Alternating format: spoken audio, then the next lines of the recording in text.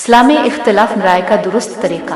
اسلام یہ تسلیم کرتا ہے کہ بعض دینی اور فکری معاملات میں اختلاف رائے پیدا ہو سکتا ہے، لیکن اس اختلاف کے لیے واضح اصول اور اخلاقی حدود مقرر کی گئی ہیں۔ 1. قرآن کو اصل بنیاد بنانا۔ اللہ تعالیٰ فرماتا ہے، اگر کسی معاملے میں اختلاف ہو جائے تو اسے اللہ اور رسول کی طرف لوٹا دو۔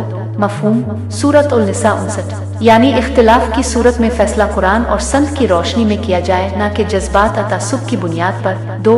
نیت کی اصلاح اور اخلاص۔ اختلاف کا مقصد حق کی تلاش ہو، اپنی برتری ثابت کرنا نہ ہو۔ رسول اللہ نے تکبر اور ضد کو گمراہی کا سبب قرار دیا ہے۔ 3. ادب اور احترام۔ قرآن ہمیں سکھاتا ہے، لوگوں سے اچھی بات کہو۔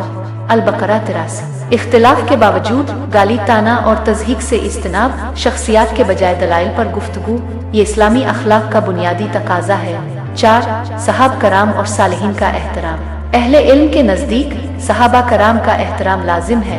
تاریخی اختلافات کو ایمان اور کفر کا معیار نہیں بنایا جاتا، یہ رویہ امت میں توازن اور اعتدال پیدا کرتا ہے۔ 5. علم کے بغیر رائے دینے سے پرہیز۔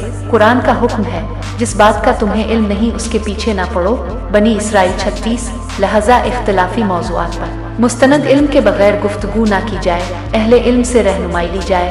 6. اتحاد امت کو مقدم رکھنا۔ اللہ تعالیٰ فرماتا ہے، سب مل کر اللہ کی رسی کو مضبوطی سے تھام لو اور تفرقہ میں نہ پڑو۔